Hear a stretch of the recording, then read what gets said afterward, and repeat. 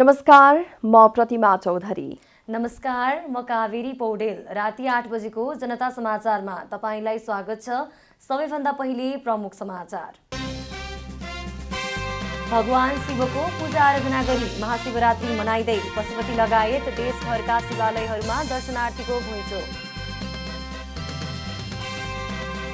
राजनीतिक परिवर्तनमाथि आक्रमण भइरहेको माओवादी अध्यक्ष दाहालको दावी। राष्ट्रिय स्वाधीनताको लडाईँ लड्न बाँकी रहेको जिकिर। नागढुङ्गा सिस्ने खोला सुरुङ मार्ग निर्माण कार्य तीव्र, 9% भन्दा बढी काम सकिएको आयोजनाद्वारा जानकारी। नेत्री सूचीले गैरकानूनी $6 लाख र सुन स्वीकार गरेको सैन्य शासकहरूको आरोप। सूचीलाई राखिएको स्थान अझै अज्ञात।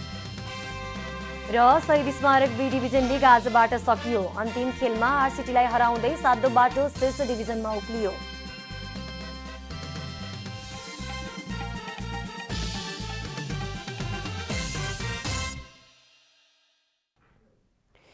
अब पूरा समाचार। महाशिवरात्रि पर्व आज आराध्य देव भगवान शिवको पूजा आजा गरी मनाइँदैछ। पशुपतिनाथ तथा देशभरका शिवालय एवं महादेव मन्दिरमा दर्शन पूजनका लागि भक्त श्रद्धालुजनहरूको घुइँचो लागेको छ। फागुन कृष्ण पक्षको चतुर्दशी तिथिमा मनाइने महाशिवरात्रि पर्वमा भगवान शंकर यस लोकमा प्रकट हुनुभएको शास्त्रमा उल्लेख छ। जगत कल्याणका प्रतीक भगवान शिवका भक्तजनहरूले शिवलिङ्गमा जल, फूल, बेलपत्र, रुद्राक्ष, श्रीखण्ड, चन्दन चढाएर विशेष पूजा आजा गरी राति धुनी लगाउने गर्दछन्। विशोधीका प्रणेता भगवान शिवलाई भाङ धतुरो जस्ता वनस्पति पनि चढाउने चलन रहेको छ। भगवान शिव उत्पन्न हुनुभएको यस रातमा महाशिवरात्रिको उत्सव गरी भजन कीर्तनका साथ रातभर धुनी बालेर शिव साधना गर्ने परम्परा छ।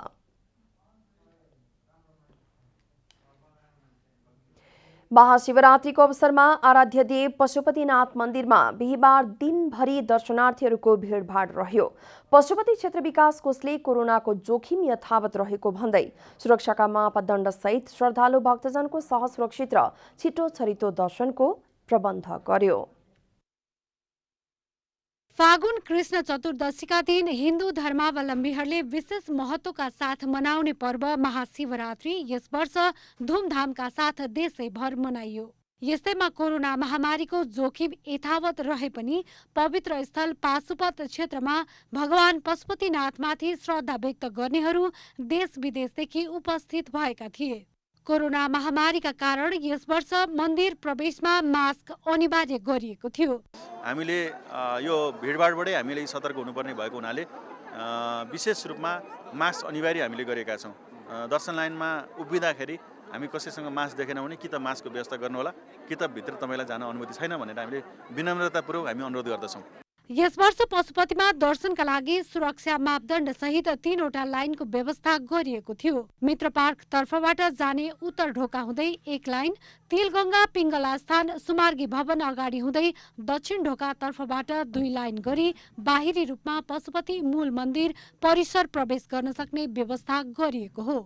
हामीले धेरै मेहनत गरेर यो लाइन व्यवस्थापन लगायतका दर्शन व्यवस्थापन लगायतका विषयहरूलाई सहज बनाएका छौँ। हामी यहाँहरूको सेवामा छौँ। घर घरमा हुनुहुन्छ भने कृपया भगवानको दर्शन आज गर्नै पर्छ, आज उपवास बस्नै पर्छ। आज हामीले उपवास बस्दा जुन प्रकारको अमोघ सिद्धि प्राप्त गर्छौँ त्यो सिद्धि लिनको लागि हामी घर घरबाट उठेर आउँ, कहीँ कतै अड्किनु पर्दैन र सिधा दर्शन गर्नको लागि लाइन पनि सजिलो भएको छ। करिब आधा घण्टामा आजको लाइनबाट दर्शन प्राप्त भइरहेको मैले देखेको छु र त्यसकै निमित्त हामीले अथक प्रयास गरेर मेहनत पनि गरेका छौँ। पूजा गर्नका लागि श्रद्धालुहरू झिसमिसेदेखि नै लाइनमा बसेका थिए। लाइनमा बसेका सबैलाई जति सक्दो छिटो र सहज रूपमा पूजा आजा गर्ने व्यवस्था मिलाइएको थियो। लाइन बस्नु पर्न है, हामीलाई ज्येष्ठ नारी भने भित्र राम्रोसँग गरियो, दर्शन गरियो। अलिक कोरोनाको डर छ, मुखमा मास्क लाउनु परेको छ। रमाइलो छ बा, सन्तुष्ट छ बा। पशुपतिनाथ यता भगवानको दर्शन गर्न पाएको छ, यता दिदीबहिनीसँग सबैसँग बोल्न पाएको छ। भिडभाड धेरै कम छ, पहिला चाहिँ अब यस्तो कम थिएन हैन। सिस्टमेटिक एकदम राम्रो छ। कोरोनाका कारण यस वर्ष भारतबाट आउने साधु सन्तको संख्यामा कमी आएको पशुपति क्षेत्र विकास कोषले जनाएको छ। यस वर्ष कोरोना महामारीका कारण तुलनात्मक रूपमा दर्शनार्थीको भिडभाड कम भएको र लाइन व्यवस्थापनमा कठिनाई नभएको स्वयं सेवामा खटिनेहरूको भनाइ छ। पोहोरको तुलनामा योपालि यो कोरोनाले सायद पनि होला हाम्रो जुन नजिकको देशबाट भारतबाट बङ्गलादेशबाट उहाँबाट पनि धेरै भक्तहरू चाहिँ श्रद्धाजन भक्तहरू चाहिँ एकदम कम पनि भएको छ अनि लाइन मिलाउन पनि व्यवस्थापनमा पनि अलिक सजिलो चाहिँ भएको छ। दर्शन गर्न आउने दर्शनार्थीको सवारी पार्किङका लागि सिफल, तिलगङ्गा, गुहेश्वरी पारी, कोषको कार्यालय, बनकाली लगायत स्थानमा व्यवस्था मिलाइएको थियो। त्यस्तै 3 वर्ष अघिदेखि नै पशुपतिमा गाँजा, भाङ, धतुरो लगायत लागु पदार्थ निषेध गरिएको थियो, जसलाई यस वर्ष पनि निरन्तरता दिइएको छ। क्यामेरा ब्युरोका साथ रूपा घिमिरे, काठमाडौँ। काठमाडौँको टुडी खेलमा आज सेना दिवस मनाइएको छ। सेना दिवसका अवसरमा टुडी खेलमा आयोजित कार्यक्रममा राष्ट्रपति विद्यादेवी भण्डारी, उपराष्ट्रपति नन्दबहादुर पुन, प्रधानमन्त्री केपी शर्मा ओली, सभामुख अग्निप्रसाद सापकोटा लगायतको उपस्थिति रहेको थियो।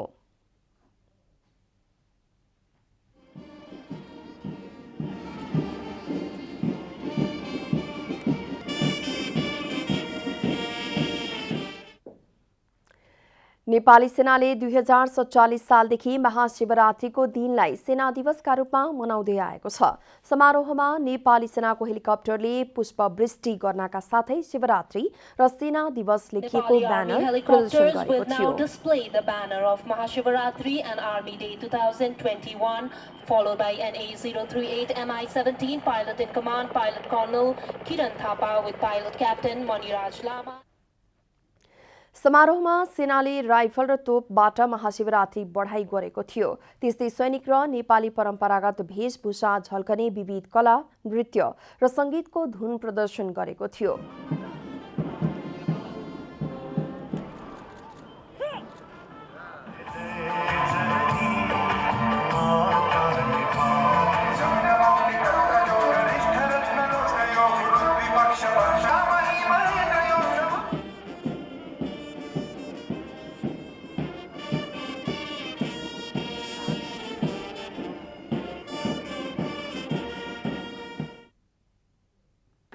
सैनिक मञ्चमा मासपिटी प्रस्तुत गरिएको थियो। नेपाली सेनाको व्यावसायिक कार्यकुशलतालाई झल्काउने केही सैनिक कौशल समेत प्रस्तुत भएको थियो। सेना दिवसका उपलक्ष्यमा त्यहाँ सैनिक ब्यान्डबाट ब्यान्ड डिस्प्ले समेत प्रस्तुत गरिएको थियो।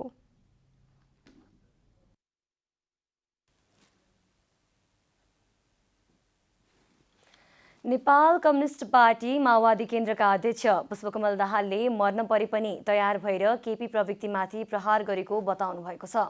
पार्टी केन्द्रीय कार्यालय पेरिस डाँडामा नयाँ नमुना स्वास्थ्यकर्मी सङ्घ नेपालको राष्ट्रिय भेलालाई सम्बोधन गर्दै अध्यक्ष दाहालले केपी प्रवृत्तिसँग सम्झौता गरी सबै ध्वस्त हुने खतरा देखेपछि जेल जान तथा मर्न परे पनि तयार रहेर केपी प्रवृत्तिमाथि प्रहार गरेको बताउनु भएको हो। उहाँले केपी प्रवृत्तिका विरुद्ध 19 पेजको डकुमेन्ट लेख्दा अर्को जनयुद्धको थालनीको डकुमेन्ट लेखेको अनुभूति भएको समेत बताउनुभयो। देशको राजनैतिक परिवर्तनमाथि षड्यन्त्रले आक्रमण भइराखेको भन्दै उहाँले सजग भएर त्यस विरुद्ध आफ्नै खुट्टामा उभिएर लड्नुपर्ने बताउनुभयो। अरूसँग एकीकृत हुँदा आफ्नो साथीहरू छुटेर कमजोर देखिएको भन्दै उहाँले आगामी दिनमा पुराना साथीहरू एकताबद्ध गरेर अगाडि बढ्ने बताउनुभयो। हामी सबै सजग भएर फेरि एकचोटि आफ्नै खुट्टामा उभिने, हामीले अलि योसँग मिले होला कि त्योसँग मिले होला कि यो गरे होला कि त्यो गरे होला कि भनेर धेरै गरियो, तर आफ्नै साथीहरू छुट्दा आफ्नै धरातल चाहिँ कमजोर हुँदा चाहिँ हामी अलि कमजोर भएको जस्तो देखिएको पक्कै पनि हो। अहिले फेरि हामी आफ्नो धरतीसँग जोडिने, आफ्नै खुट्टामा उभिने, आफ्नै पुराना साथीहरूलाई एकता सबै क्रान्तिकारीहरूमाथि नै भर पर्ने, क्रान्तिकारी विचार र क्रान्तिकारी साथीहरूमाथि नै भर परेर मात्रै यो लडाईँ जित्छौँ भन्ने विश्वासले नै मैले नयाँ जनयुद्ध सुरु गरेको पनि हो। अध्यक्ष दाहालले उमेरको कारणले आफू पछि नहट्ने पनि बताउनुभयो। अझै पनि क्रान्तिमा अगाडि बढ्ने भन्दै अध्यक्ष उहाँले आफूले क्रान्तिको नेतृत्व नछाड्ने स्पष्ट पार्नुभयो। म एकचोटि फेरि क्रान्तिमा अगाडि जानेमा छु, तपाईहरु यो कुरामा चाहिँ विश्वस्त रहनु होला। म छोड्नेवाला चाहिँ छैन, म लड्नेवाला नै छु। मैले लडेँ, अहिले पनि एउटा ब्याटल त लडेँ मैले अहिले, र त्यो ब्याटल हामीले जित्यौँ पनि, र अरू 2-4 वटा ब्याटल जित्न बाँकी छ र हामीले जित्नै पर्छ। उहाँले जनयुद्धकालमा काम गरेका स्वास्थ्यकर्मीहरूलाई पार्टीमा उचित स्थान दिएर राखिने बताउनुभयो। आगामी केन्द्रीय समितिको बैठकले जनयुद्धकालमा काम गरेका स्वास्थ्यकर्मीहरूको बारेमा विशेष निर्णय गर्ने पनि बताउनुभयो। यसैगरी माओवादी केन्द्रका अध्यक्ष पुष्पकमल दाहालले राष्ट्रिय स्वाधीनताको लडाईँ लड्न बाँकी रहेको बताउनु भएको छ। बिहिबार शहीद भरत ढुङ्गाना स्मृति ग्रन्थ सार्वजनिकीकरण तथा परिचर्चा कार्यक्रममा अध्यक्ष दाहालले देशभित्र र बाहिरका प्रतिक्रियावादीहरूले राष्ट्रिय स्वाधीनता र नेपाली जनताको आत्मनिर्णयको अधिकारलाई कुल्चिने दुस्साहस गरेका कारण आफू चिन्तित र आक्रोशित भएको बताउनु भएको छ। उहाँले राष्ट्रिय स्वाधीनताको लडाईँ पूर्ण नभएकाले स्वाधीनताको लडाईँ लड्न बाँकी रहेको बताउनुभयो। राष्ट्रिय स्वाधीनतालाई, नेपाली जनताको आत्मनिर्णयको अधिकारलाई फेरि एकचोटि जबरजस्ती कुल्चिने दुस्साहस भइराखेको छ। म चिन्तित छु, म आक्रोशित पनि छु, म आफै आन्दोलित पनि छु। साथीहरू विचार गर्नु होला। राजनैतिक हिसाबले सामन्ती तन्त्रमाथि विजय हासिल गरेकै हो, तर राष्ट्रिय स्वाधीनताको लडाईँ पूर्ण भएको छैन। अझै लड्न बाँकी छ भनेको त्यहीँनिर हो। अध्यक्ष दाहालले माओवादी आन्दोलनले ल्याएको उपलब्धि र प्रचण्डलाई निस्तेज पार्नमा प्रतिक्रियावादीले ध्यान केन्द्रित गरेको समेत बताउनुभयो।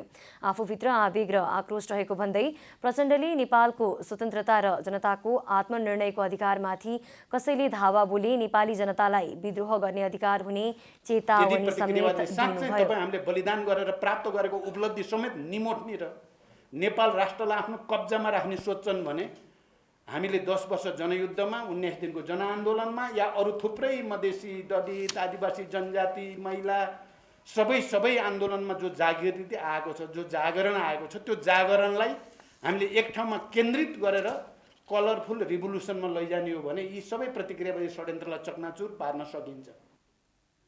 नेपालमा शान्तिपूर्ण ढङ्गले जनविद्रोह गर्न सकिने सम्भावना रहेको उहाँको भनाइ छ।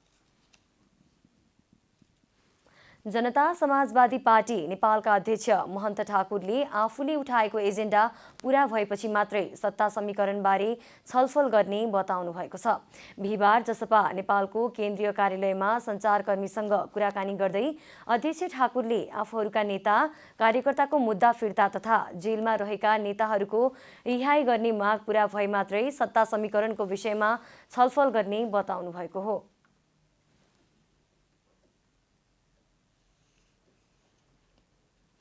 मानिसहरू, साथीहरू जुन जेलमा छ, सांसदहरू र प्रदेशको मन्त्रीहरू, उनीहरूमाथि मुद्दा छ, जेलमा छन् मानिसहरू, तिनीहरूलाई चाहिँ रिहाईको विषयमा र मुद्दा फिर्ता लिने विषयमा हामी चाहिँ कुरा गर्नुभयो। अध्यक्ष ठाकुरले नेकपा माओवादी केन्द्रका अध्यक्ष पुष्पकमल दाहालसँग भेट गरिसकेको र नेपाली काङ्ग्रेसका सभापति शेरबहादुर देउवासँग पनि भेट गर्ने जानकारी दिनुभयो। उहाँले जसपाको संसदीय दलको बैठक शुक्रबार दिउँसो 1 बजे बस्ने र संसदीय दलको विधान पारित गर्ने विषयमा छलफल हुने पनि बताउनुभयो। प्रधानमन्त्री केपी शर्मा ओलीले नेपालमा मृगौला सम्बन्धी विशेषज्ञ सेवा छिटै प्रारम्भ हुने बताउनु भएको छ। विश्व मृगौला दिवसका अवसरमा राजधानीमा आयोजित चेतनामूलक प्रभात फेरी कार्यक्रमलाई सम्बोधन गर्दै प्रधानमन्त्रीले सेवा प्रारम्भका लागि चिकित्साशास्त्र अध्ययन संस्थानकी डिन प्राध्यापक डाक्टर दिव्या सिंह शाह सहितका विज्ञहरू क्रियाशील रहनु भएको जानकारी दिनुभएको हो। 2 पटक आफूले मृगौला प्रत्यारोपण गराइसकेको बताउँदै प्रधानमन्त्री ओलीले मृगौला सम्बन्धी रोगबाट बच्न खानपिनमा ध्यान दिनुपर्नेमा जोड दिनुभयो। किडनीको सम्बन्धमा किडनीलाई कसरी बचाउन सकिन्छ वा शरीरका अरू अङ्गहरूलाई कसरी बचाउन सकिन्छ, हाम्रो खानपिनमा अथवा दैनिक जीवनमा किडनीलाई प्रतिकूल असर पार्ने खानपिन वा व्यवहार के हो, त्यसबाट कसरी जोगिने जस्ता कुराहरूलाई हामीले ध्यान दिन जरुरी छ। खास गरी स्पेसलाइजेसनका लागि अब त हामी स्पेसलाइजेसनका साथ किडनी सेन्टर पनि खोल्दैछौँ, त्यो एउटा खुसीको कुरा हो। मृगौलाको उपचार, प्राथमिक परीक्षण, प्रयोगशाला र विशेषज्ञ चिकित्सकका लागि धेरै टाढा जान नपरोस् भन्ने कुरामा सरकारको ध्यान रहेको प्रधानमन्त्री ओलीले बताउनुभयो। नागढुङ्गा सिस्ने खोला सुरुङमार्ग निर्माणको 9% भन्दा बढी निर्माण कार्य सम्पन्न भएको छ। शनिबार बाहेक अरू दिनमा रात दिन लगाएर निर्माण कार्य भइरहेको निर्माणकर्ताले जनाएका छन्।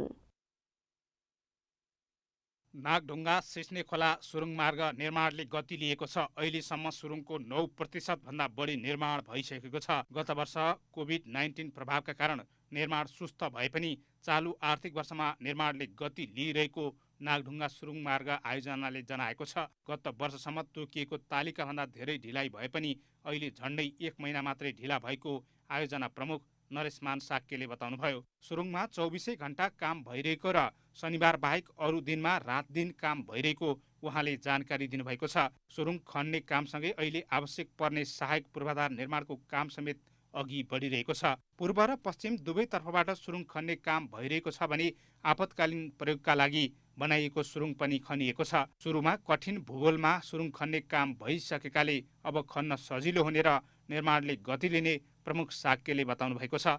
आयोजना अन्तर्गत मुख्य सुरुङको अगाडिपट्टि नागढुङ्गामा ओभरपास निर्माण भइरहेको छ। सुरुङ मार्ग पुग्ने पहुँच सडक निर्माण अघि बढेको छ। आयोजनाका कारण खानेपानीको समस्या आउन सक्ने भएकाले विकल्पका रूपमा पूर्वाधार निर्माण अघि बढिरहेको छ। पहुँच सडक र ओभरपास 1.5 महिनामा निर्माण सकिने आयोजनाले जनाएको छ। आयोजनाले सिस्नेरी खोलालाई अर्कोतर्फ फर्काएर सम्याउन लागेको छ। सो स्थानमा स्थानीयवासीको उत्पादन सङ्कलन गर्ने केन्द्र लगायत विभिन्न पूर्वाधार निर्माणका लागि खोला पुरिरहेको प्रमुख साक्यले बताउनुभयो। ठूलो मैदान बनाउने काम 1 चरणको पूरा भएको उहाँको भनाइ छ। आयोजनाले सुरुङ खन्नका लागि 16 महिना लाग्ने गरी तालिका बनाएको थियो। त्यसमध्ये अहिले 1 महिना सकिएको छ। अबका समयमा 15 महिनामा खनि सकिने गरी काम अघि बढेको आयोजनाले जनाएको छ। खन्ने कामपछि सुरुङमा अन्तिम काम हुनेछ।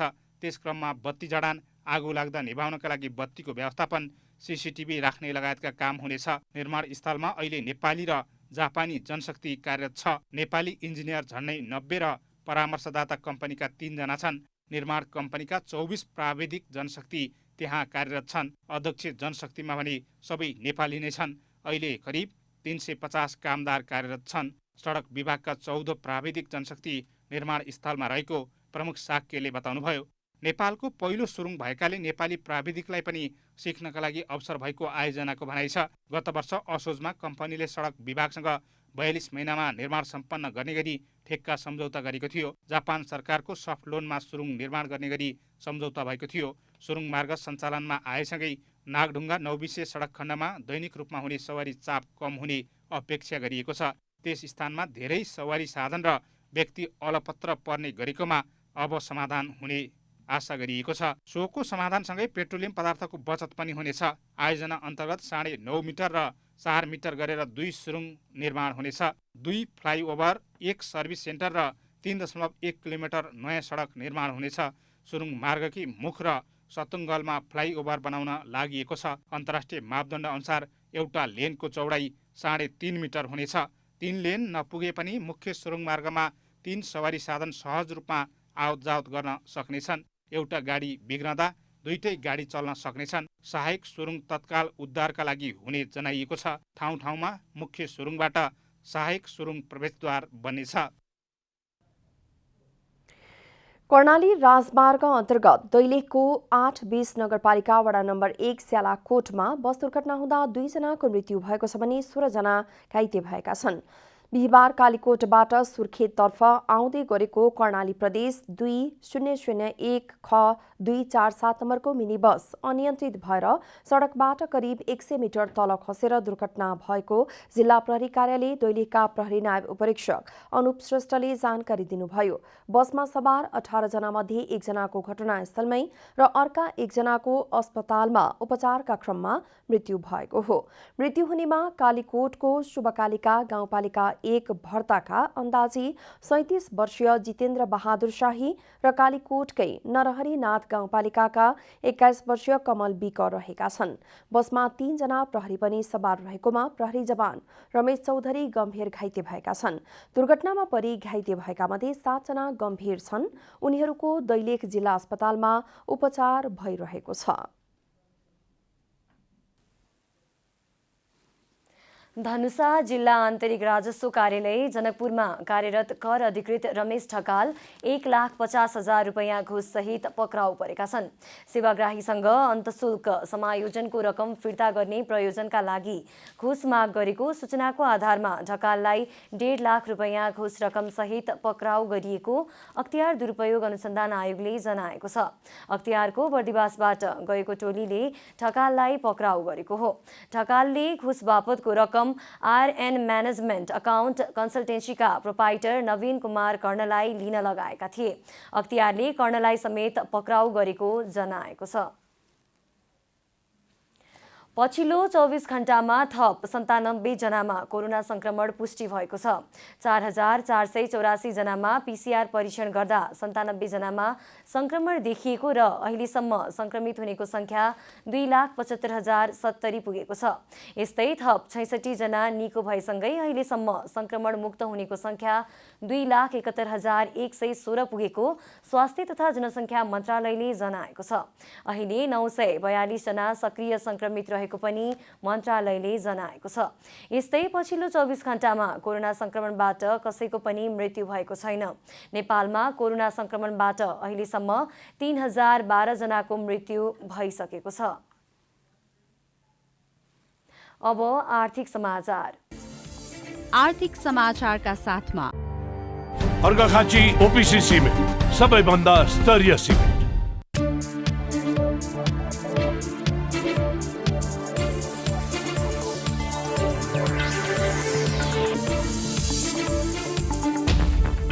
नेपाल राष्ट्र ब्याङ्कले नवनियुक्त डेपुटी गभर्नरहरूको कार्य विभाजन गरेको छ। पदभार ग्रहण गरेसँगै राष्ट्र ब्याङ्कले डेपुटी गभर्नरद्वय निलम ढुङ्गाना र बमबहादुर मिश्रको कार्य विभाजन गरेको हो। पहिलो वरियताका निवर्तमान डेपुटी गभर्नर चिन्तामणि शिवाकोटीले सम्हाल्दै आउनुभएको विभागहरू ढुङ्गानाले सम्हाल्नुहुनेछ। त्यस्तै दोस्रो वरियताका निवर्तमान डेपुटी गभर्नर शिवराज श्रेष्ठले सम्हाल्नुभएका विभागहरू मिश्रलाई दिइएको छ। राष्ट्र ब्याङ्कका अनुसार ब्याङ्क तथा वित्तीय संस्था नियमन विभाग, विदेशी विनिमय विभाग, राष्ट्र ऋण व्यवस्थापन विभाग, मुद्रा व्यवस्थापन विभाग, भुक्तानी प्रणाली विभाग, जनशक्ति व्यवस्थापन विभाग, सामान्य सेवा विभाग तथा संस्थागत योजना विभाग डेपुटी गभर्नर ढुङ्गानाको भागमा परेको छ। यी विभागमध्ये ब्याङ्क तथा वित्तीय संस्था नियमन विभाग सबैभन्दा शक्तिशाली विभाग मानिन्छ। त्यस्तै अर्का डेपुटी गभर्नर मिश्रले वाणिज्य ब्याङ्क, विकास ब्याङ्क, वित्त कम्पनी र लघुवित्त संस्था गरी 4वटै क्षेत्रका सुपरिवेक्षण विभाग हेर्नुहुनेछ। वित्त व्यवस्थापन विभाग, ब्याङ्किङ विभाग, अनुसन्धान विभाग, सूचना प्रविधि महाशाखा र प्रदेश कार्यालयहरूको जिम्मेवारी मिश्रलाई दिइएको छ। ढुङ्गाना वरियतामा पहिलो र मिश्र दोस्रोमा रहनुभएको छ। पहिलो वरियतामा रहनुभएकी ढुङ्गाना गभर्नरको अनुपस्थितिमा कामु गभर्नर समेत हुन पाउनुहुनेछ। व्यवसायीको माग अनुरूप सुनको आपूर्ति बढाउन सरकार सकारात्मक देखिएको छ। बजारमा सुनको अभाव देखिन थालेपछि कोटा वृद्धि गर्न व्यवसायीले गरेको मागप्रति सरकार सकारात्मक देखिएको हो। नेपाल सुनचाँदी व्यवसायी महासङ्घका पदाधिकारीहरूको भेटमा अर्थमन्त्री विष्णुप्रसाद पौडेलले सुनको आपूर्ति बढाउन आवश्यक तयारी भइरहेको र केही दिनमै निर्णय हुने बताउनुभयो। बजारको अहिलेको वास्तविक मागका विषयमा व्यवसायीहरूसँगको छलफलपछि मन्त्री पौडेलले माग र आपूर्तिको सन्तुलन कायम गरिने बताउनुभयो। महासङ्घका अध्यक्ष माणिक रत्न साक्यले बजारमा कच्चा सुनको अभाव हुन थालेको भन्दै कोटा वृद्धि गर्न आग्रह गर्नुभएको थियो। अहिले बजारमा दैनिक 30 किलोसम्म सुनको माग रहेको उहाँले बताउनुभयो। पछिल्लो समय दैनिक 10 किलो सुन आयात हुँदै आएको छ। लकडाउन अघि सामान्य समयमा दैनिक 20 किलो र लगनको समयमा दैनिक 25 किलो सुन आउने गरेको थियो। बिहिबार सुनको मूल्य तोलामा 600 रुपैयाँले बढेको छ। बजारमा छापावाला सुन प्रति तोला 86,800 रुपैयाँमा कारोबार भएको नेपाल सुनचाँदी व्यवसायी महासङ्घले जनाएको छ। बुधबार छापावाला सुन प्रति तोला 86,200 रुपैयाँमा कारोबार भएको थियो। तेजाबी सुन प्रति तोला 86,350 रुपैयाँमा कारोबार भएको छ। चाँदीको मूल्य तोलामा 15 रुपैयाँले बढेर प्रति तोला 1,285 रुपैयाँमा कारोबार भएको महासङ्घले जनाएको छ। अन्तर्राष्ट्रिय बजारमा सुन प्रति औँस $1,732 हाराहारीमा कारोबार भइरहेको छ। नेपालमा चाँदीको आयातमा भारी गिरावट आएको छ। चालु आर्थिक वर्षको माघ मसान्तसम्ममा चाँदीको आयातमा 59.6% गिरावट आएको हो। व्यापार तथा निर्यात प्रवर्धन केन्द्रको माघ मसान्तसम्मको तथ्याङ्कले यस्तो देखाएको हो। केन्द्रका अनुसार गत आर्थिक वर्षको माघसम्म 7 अर्ब 53 करोड रुपियाँ बराबरको चाँदी आयात भएको थियो। तर चालु आर्थिक वर्षको यसै अवधिमा भने 3 अर्ब 3 करोड 53 लाख रुपियाँ बराबरको चाँदी आयात भएको छ। गत आर्थिक वर्षमा कुल 9 अर्ब 49 करोडको चाँदी आयात भएको थियो।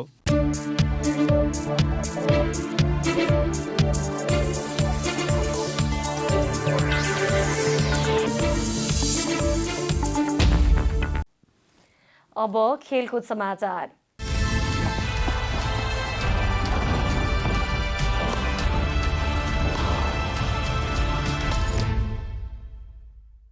एपीएफ काठमाडौँ मेयर कप एक दिवसीय क्रिकेट प्रतियोगिताको फाइनलमा प्रवेश गरेको छ। बिहिबार भएको खेलमा एपीएफले काठमाडौँ मेयर 11लाई 7 विकेटले पराजित गर्यो। मूलपानी क्रिकेट मैदानमा काठमाडौँ मेयर 11ले दिएको 178 रनको लक्ष्य एपीएफले 44 ओभर 1 बलमा 3 विकेट गुमाउँदै पूरा गरेको हो। एपीएफका लागि कप्तान शरद भेसवाकरले अर्धशतकीय पारी खेले। 118 बल खेलेका उनले 5 चौका र 1 छक्काको सहयोगमा 61 रन बनाए। त्यस्तै सन्दीप जोराले पनि अर्धशतक बनाए। उनले 79 बलमा 9 चौकाको सहयोगमा 62 रनको योगदान गरे। एपीएफका शङ्कर राणाले 31 रन बनाए। बलिङतर्फ काठमाडौँ मेयर 11का लागि अनुज चुनारा, अनिल खरेल र सन्दीप लामिछानेले समान 1-1 विकेट लिए। यसअघि टस हारेर पहिलो ब्याटिङ गरेको काठमाडौँ मेयर 11ले 48 ओभर 5 बलमा सम्पूर्ण विकेट गुमाउँदै 177 रन बनाएको थियो। काठमाडौँ मेयर 11का लागि सन्दीप रजाइलीले सर्वाधिक 48 रनको योगदान गरे। हरिशङ्कर शाहले 36 र विक्रम भुसालले 20 रन जोडे। एपीएफले अब उपाधिका लागि नेपाल पुलिस क्लबसँग खेल्नेछ।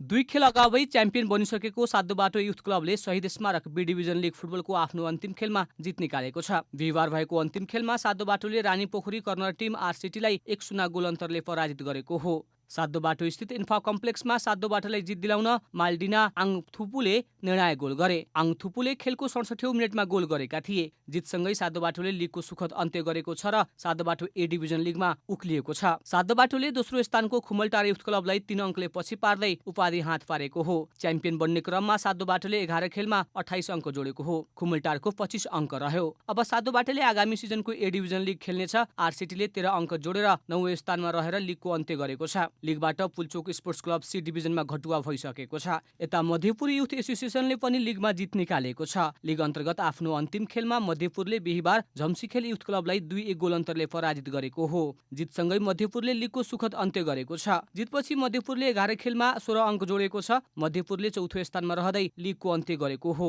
झम्सीखेल 11 खेलमा 6 अङ्क जोडेर पुछारबाट दोस्रो स्थानमा रहेर लिगको अन्त्य गरेको छ।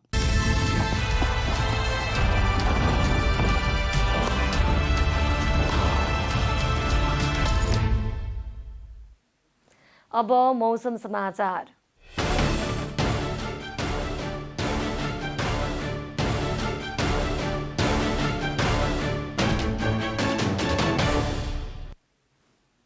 हाल देशका पहाडी भूभागमा केही स्थानहरूमा आंशिकदेखि सामान्य बदली रही बाँकी भूभागहरूमा मौसम सामान्यतया सफा रहेको छ। हाल देशको पहाडी भूभागमा आंशिकदेखि सामान्य बदली भई बाँकी भूभागहरूमा आंशिक बदली रहनेछ। पहाडी भूभागका थोरै स्थानहरूमा मेघगर्जन र चट्याङ सहित वर्षाको सम्भावना रहेको जल तथा मौसम पूर्वानुमान महाशाखाले जनाएको छ। अब देशभरका विभिन्न स्थानका मौसम सम्बन्धी थप विवरण।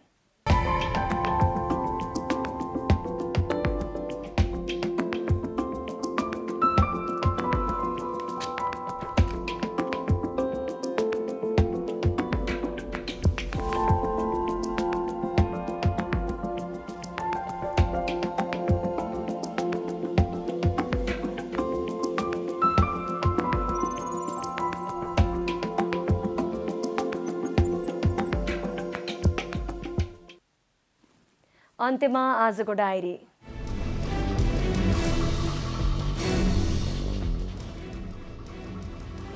महाशिवरात्रि पर्व आज आराध्य देव भगवान शिवको पूजा आजा गरी मनाइँदैछ। पशुपतिनाथ तथा देशभरका शिवालय एवं महादेव मन्दिरमा दर्शन पूजनका लागि भक्त श्रद्धालुहरूको घुइँचो लागेको छ। यसैबीच काठमाडौँको टोडीखेलमा आज सेना दिवस मनाइएको छ। सेना दिवसका अवसरमा आयोजित कार्यक्रममा राष्ट्रपति विद्यादेवी भण्डारी, उपराष्ट्रपति नन्दबहादुर पुन, प्रधानमन्त्री केपी शर्मा ओली, सभामुख अग्निप्रसाद सापकोटा लगायतको उपस्थिति थियो। नेपाल कम्युनिस्ट पार्टी माओवादी केन्द्रका अध्यक्ष पुष्पकमल दाहालले मर्न परे पनि तयार भएर केपी प्रवृत्तिमाथि प्रहार गरेको बताउनु भएको छ। उहाँले केपी प्रवृत्तिका विरुद्ध 19 पेजको डकुमेन्ट लेख्दा अर्को जनयुद्धको थालनीको डकुमेन्ट लेखेको अनुभूति भएको समेत बताउनुभयो।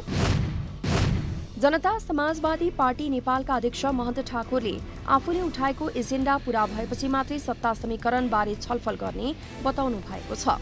अध्यक्ष ठाकुरले आफूहरूका नेता कार्यकर्ताको मुद्दा फिर्ता तथा जेलमा रहेका नेताहरूको रिहाई गर्ने माग पूरा भए मात्रै सत्ता समीकरणको विषयमा छलफल गर्ने बताउनुभयो। म्यानमारका सैन्य शासकले नेत्री आङ सान सुचीले गैरकानूनी रूपमा $6 लाख र स्वीकार गरेको आरोप लगाएका छन्। फेब्रुअरी 1 मा सैनिक कू गरेर सूची र म्यानमारको निर्वाचित नेतृत्वलाई अपदस्थ गरेपछि सूचीमाथि लगाइएको यो सबैभन्दा गम्भीर आरोप हो। आरोप प्रमाणित गर्ने कुनै प्रमाण पनि सेनाले दिएको छैन। विभागीय टोली एपीएफ राजधानीमा जारी काठमाडौँ मेयर कप 1 दिवसीय क्रिकेट प्रतियोगिताको फाइनलमा प्रवेश गरेको छ। आज भएको खेलमा एपीएफले काठमाडौँ मेयर 11 लाई 7 विकेटले पराजित गरेको छ। एपीएफले अब उपाधिका लागि नेपाल पुलिस क्लबसँग खेल्नेछ।